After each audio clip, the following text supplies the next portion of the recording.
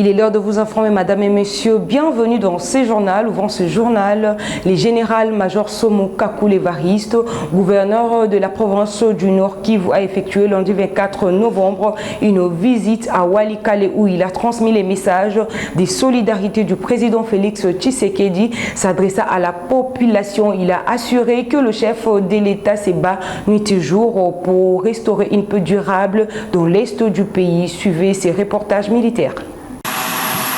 Le gouverneur du Nord Kivu, quelques membres de son gouvernement et ceux du comité provincial de sécurité séjournent à Walikale depuis l'après-midi de ce 24 novembre 2025.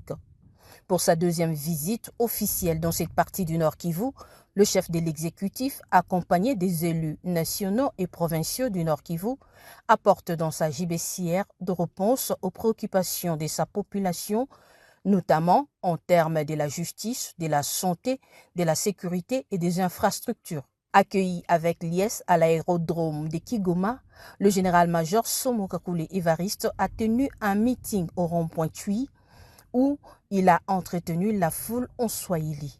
Wababa, vijana na watoto yote ya Walikale, mjambo. Mjambo tena.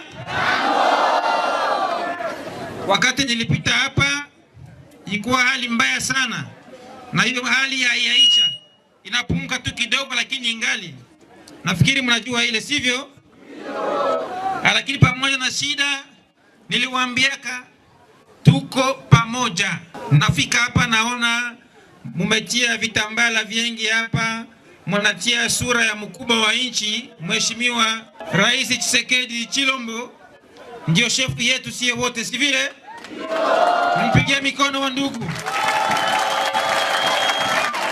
Baba ule wa taifa ndio anafanya yake yote ili tupate amani, na ndio maana leo minarudia hapa kwa shughuli mbalimbali za development ya Walikale na za sécurité ya Walikale. Ndio mambo tunakuia hapa. Puis, les cortèges de la délégation gouvernementale s'ébranlent vers le bureau du territoire pour une réunion du comité de sécurité élargie aux autorités locales. Pendant son séjour à Walikale, le gouverneur inspectera les infrastructures et ouvrira le forum agricole de Walikale ainsi que d'autres activités sur demande de sa population. Walikale! Walikale! Toujours au Nord Kivu, précisément dans la ville de Beni, les travaux de construction du camp destiné à accueillir le veuve militaire et policiers ayant fui la guerre du M23 ont été lancés le lundi 24 novembre 2025. Regardez. Gizi tulisema kwa tuliambia population yetu na tuliambia watu ya mkamp ki kazi itaanza leo lundi, deja tumedemare na makazi kwa gizi tulisema tayari tumeanza lo ya kwanza ni 12 porte yenye tunatengeneza kwanza da 4 jours itakuwa na imeisha, après 4 jours sasa ile inaisha, tunaanza nyingine haiko moja yenye tutajenga bwana journalist. Ba ndugu zetu ba déplacer benye biko na ikala ku bureau de quartier ya quartier Tamende. Ndio ba bibi ya ba militaire na batoto ya ba militaire ba déplacer exactement. Bwana journalist, hii itaisha da 4 jours. Tunakisimamia kazi na sie peki tuko pale juu kazi iendelee pamoja na financement ya honorable. Haiko financement ya gouvernement. Honorable Paul ndio njonye alizitoa, aliangalia souffrance yenye bandugu yetu biko napitia par rapport à ma plaidoirie zetu tulipatia na kuangalia souffrance ya bandugu yetu, itika ile plaidoirie zetu zenye tusema nono aba bandugu yetu biko nateseka, akisema amapa hata sina makuta meko ile kidogo niko nayo ndaweza kufinance ile kazi juu muweze kujengea bandugu yetu. Na hakusema atajenga tu moja wala atajenga mbili, hapana, ataendelea kujijenga mpaka tusirasireke bale wote bandugu yetu benye biko na ishi pale pembeni na ku stade ya Kibango baweze kutoka na wapate kukuya ikala muka na muka kukia ikala ndani habakie ikala bure. Tutaendelea kubafuatilia na mametie za mikono za bali tutabaletea bazifinye, na tuliongea na komanda dika akisema banaweza kuya batakuwa na lima na huku tutaweza kubafuatilia. Mesa biko kule mbali na kaya yetu hatuweza kubafuatilia. Bwana journalist nyeneza ambia kwa watu wote, hii haiko politiki. Haiko kusema politicien malgré ndio alikia jenga iko senateur alikia jenga. Mais haiko kusema na politiser wala ni aide yake ndio anaweza penda kila mtu akuya mwambatie pana, kila mtu alete msaada wake yenye tuweze kusutenire na kujengea bandugu yetu tu baishi muvi yenye iko epebie haiko mzuri, epebie juu kwenye biko naishi haiko fazi ya mzuri. Wakati tuko najenga minyo siazisema wope kunaweza enda angalia banajisandire mzuri, na ilikuwa susi yabo paraporo ya vie yenye biko na mene. Kwa leo mesa tulakuya baletea kalika initiative, banafurahia sana na banaremercia, banasema Mungu azidi kuongezea honorable, na siye venye tuliambia honorable akifanya hii kazi, Mungu azidi kutuendeleshea maisha na kutusaidia. Et puis parlons sécurité dans ce journal. Le commissaire provincial de la police nationale congolaise à Kisangani, Elvis Palanga-Nawej, a mobilisé ses troupes afin de renforcer les dispositifs sécuritaires dans la province de la Chopo en cette période en fin d'année. Reportage police nationale congolaise. Au terrain du Campem, la tribune flambant neuve de la police nationale congolaise sert de cadre à une séance élargie des commandements.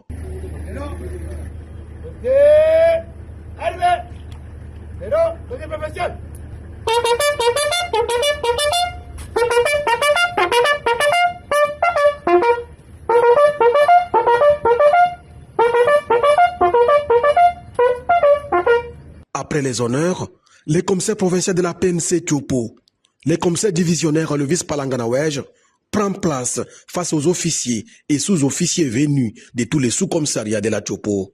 Une réunion pas comme les autres, tenue à un moment jugé sensible par l'autorité policière. Face au commandant présent, le numéro 1 de la PNC Tchopo va droit au but. Discipline, respect strict des instructions officielles et mobilisation totale. 3 axes essentiels pour assurer la sécurité publique alors que les activités économiques s'intensifient en cette période pré-festive. Les commissaires divisionnaires Elvis Palanga-Nawej insistent. Chaque fin d'année s'accompagne d'une recrudescence d'incivisme, des vols, de banditisme et d'accidents. D'où la nécessité d'un déploiement policier renforcé, d'une présence permanente dans les zones sensibles et d'une action préventive de proximité. Cette séance élargie des commandements marque ainsi le lancement officiel d'une série d'opérations spéciales de sécurisation. Des opérations qui seront déployées dans les prochains jours sur l'ensemble de la ville de Kisangani et de la province de la Tchopo. Objectif affiché, offrir à la population de la Tchopo des festivités de fin d'année calmes, sécurisées et placées sous contrôle policier optimal. Poursuivant ce journal à Lomami, des affrontements ont repris le lundi 24 novembre, des violences coutumières entre 2 groupements Bilembwe et Panza. La tension a surgi à l'aube et a causé 3 morts. Cette confrontation a sémé la panique dans plusieurs villages de la province de Lomami. Images et commentaires. Dans la province de Lomami, chefferie de Kamana, territoire de Lubaou, des confrontations meurtrières ont de nouveau craqué le lundi 24 novembre entre les habitants des groupements Milebwe et Mpanza. La pression longtemps contenue a jailli jusqu'à l'aube, sémant la panique dans plusieurs villages. Cette agression découlerait d'un dissemblable persistant dû aux limites d'un ancien litige de 2 communautés qui s'opposent régulièrement. Les habitants déplorent le manque de réaction des agents de l'ordre en lançant des efforts d'apaisement par les services locaux de sécurité, spécialement par l'envoi d'équipes chargées de contenir la tension et de rapprocher les parties en conflit afin de réactiver un dialogue. Le chef de l'État Félix Antoine Tshisekedi séjourne à Luanda en Angola depuis lundi 24 novembre dernier pour participer au 7e sommet de l'Union africaine, Union européenne qui s'est ouvert ce même lundi. Pendant 2 jours, le chef d'État et du gouvernement de l'Union africaine et de l'Union européenne ont orienté la réflexion sur le renforcement de la paix, de la stabilité, de l'intégration économique et du commerce intercontinental tout en répondant aux défis contemporains tels que la transition écologique, la transformation numérique et les rôles croissants de l'Afrique sur la scène mondiale. Les sommets de Luanda pensent à comment relancer la relation Europe-Afrique, célébrée en partenariat vieux de 25 ans et tracer le grande ligne d'une coopération renforcée pour la prochaine décennie. Il devrait aboutir à une déclaration qui rappelle le principe sacro-saint du droit international. Au cours de la cérémonie d'ouverture, les dirigeants européens et africains ont vanté le partenariat entre les deux continents établi en 2000 en Égypte. Tous ont plaidé pour un renforcement de ces partenariats. Le chef de l'État, Félix Tshisekedi, qui s'est exprimé devant ce père d'Afrique et d'Europe dans les groupes thématiques paix, sécurité, gouvernance et multilatéralisme.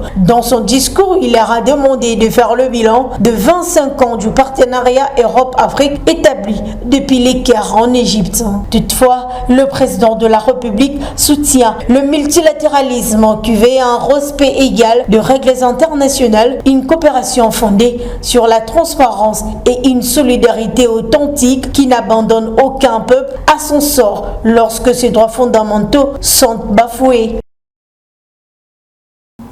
Restons toujours dans ces journaux à Kinshasa. Le gouvernement provincial renforce son dispositif de régularisation du transport urbain.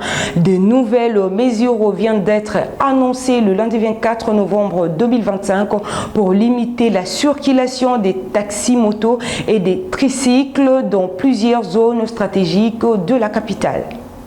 Désormais, les taxis-motos sont formellement interdits d'accès dans la commune de la Gombe, terre administrative et économique du pays. Seule une dépose reprise contrôlée reste autorisée sur certains grands boulevards. Objectif, réduire les accidents et fluidifier les trafics dans un centre-ville souvent saturé. Les tricycles eux aussi sont concernés. Leur circulation est désormais proscrite sur plusieurs grands axes, notamment les boulevards très fréquentés où ils étaient accusés de provoquer des embouteillages et de violer régulièrement les codes de la route. Pour faire respecter ces nouvelles règles, la province annonce un renforcement des contrôles. Des postes fixes et mobiles de la police routière seront déployés aux entrées des zones interdites. Les sanctions annoncées sont sévères. Amende alourdie allant jusqu'à 500 000 francs congolais, immobilisation allant de 15 à 30 jours ou même saisie de l'engin en cas de récidive. Ces mesures prises par les autorités provinciales visent à réduire l'insécurité routière, fluidifier les trafics sur les grandes artères et organiser les secteurs du transport en commun. Reste à savoir si ces restrictions qui entrent progressivement en vigueur permettront d'assainir la mobilité dans la capitale ou si elles ouvriront un nouveau bras de fer entre autorités et acteurs du secteur informel. Qui vivra, verra.